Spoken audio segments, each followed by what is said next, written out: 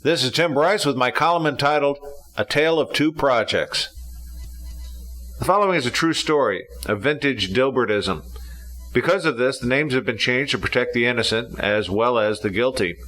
Interestingly, I do not believe this story to be unique, and similar stories can be found in countless information technology shops around the world. Our story begins just a couple of years ago in a large manufacturing company in the American Midwest. At the time, the company was interested in replacing two aging yet important systems, an accounts payable system, which we'll call System AP, and an accounts receivable system, which we'll call System AR.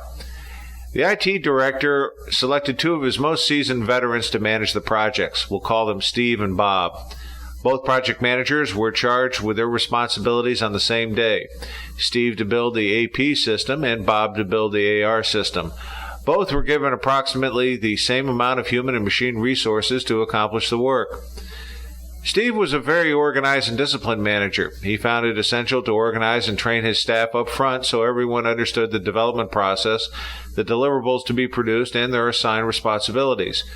Recognizing the large scope of his project, Steve felt it important to methodically attack his system and meticulously worked out a plan and schedule to implement it. In Phase 1, he spent what appeared to be an inordinate amount of time studying the business problem, specifying information requirements, and developing a rough design of the overall system solution. Steve's people actively participated in this early phase and thought the problem through carefully before proceeding with the project. Following the Phase 1, Steve's team finalized details of the overall AP system architecture and divided his group into teams to tackle the various subsystems in parallel. To complement this effort, his database people oversaw the logical database design to accommodate the needs of the whole system, not just any one portion of it. Steve also recruited the support of the AP department and had key personnel from this area participate in the development of the system. The input from these users was vital not only in Phase 1, but also in succeeding phases where the business processes were designed.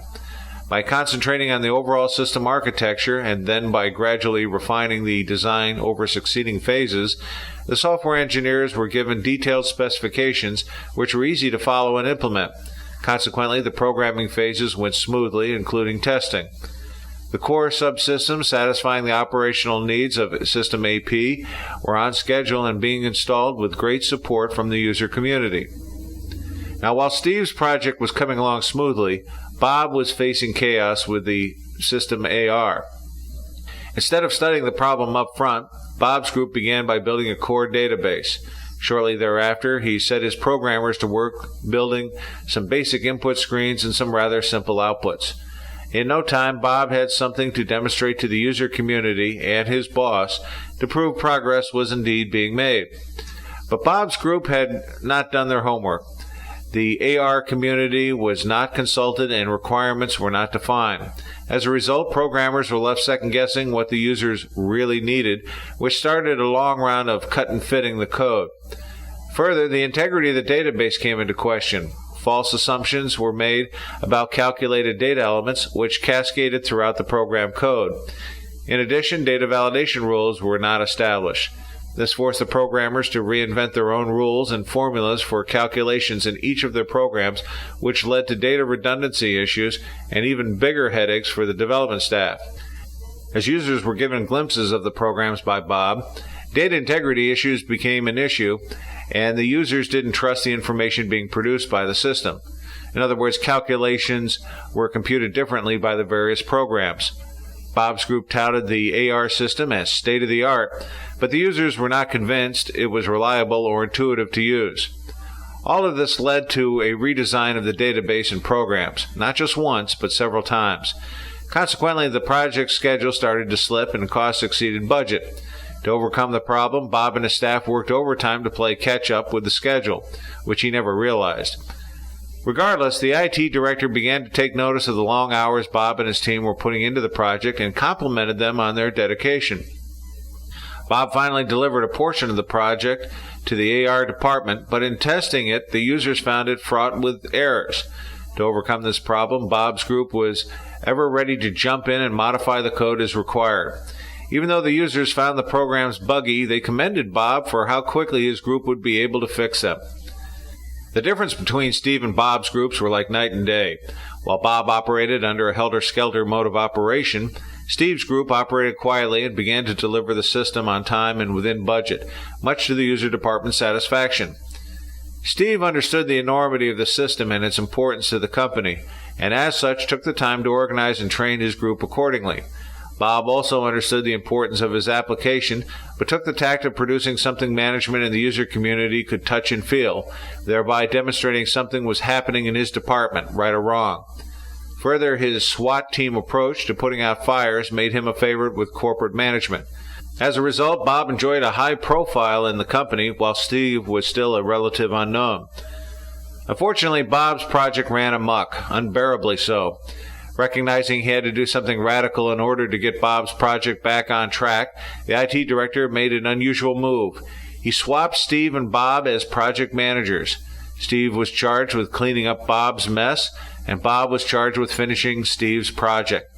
Offhand, it sounded like a shrewd move. Steve had proven to the IT director he could get things done regardless of the application size, and the IT director figured Bob could simply close out the AP project. The IT director figured wrong. While Steve started the arduous task of bringing organization and discipline to the AR system, Bob quickly dismantled Steve's organization and brought chaos to the AP system. This did not sit well with a lot of people, particularly Steve's former project team, who felt they had grasped defeat from the jaws of victory. Steve was also growing disenchanted, as he had almost completed one system and was now charged with cleaning up his predecessor's mess. To add insult to injury, because of Bob's high-profile status, he was given an increase in pay and job promotion, and Steve didn't receive likewise. Steve got the AR system back on track and finally implemented it, much to the satisfaction of all concerned. Bob lost control of the AP system almost immediately, and it spun out of control until Steve was finally able to be called back in to finish it. Not knowing what to do with high-profile Bob, the IT director made the classic move of promoting Bob and transferring him to another area where he could do no harm. Is there a happy ending to this true story? Not for Steve. Although he cleaned up the mess and ultimately managed both projects to a successful conclusion, he became disenchanted with how he had been treated by the company. Consequently, he left and started his own consulting firm, who was ultimately hired by his old company to develop new systems at substantially higher rates. As for Bob, he enjoyed the perks and pay resulting from his new position for quite some time. Eventually, he got the hint and moved on to another company where he made a similar name for himself. Although Bob was a fine example of the Peter Principle, whereby somebody rises above their level of competence, he recognized results were not necessary on the road to success, but rather image was everything. He learned early on that the squeaky wheel gets the oil. As I mentioned at the outset, this is not a random incident, but one that could probably be told by a multitude of corporations who have promoted the guilty and prosecuted the innocent. Have you got a similar story? Please do not hesitate to send them to me. Our Bryce's Law of the Week, therefore, is beware of your firefighters. They are probably your chief arsonists. Friends, keep the faith. This is Tim Bryce in Palm Harbor, Florida. Follow me on the internet at timbryce.com.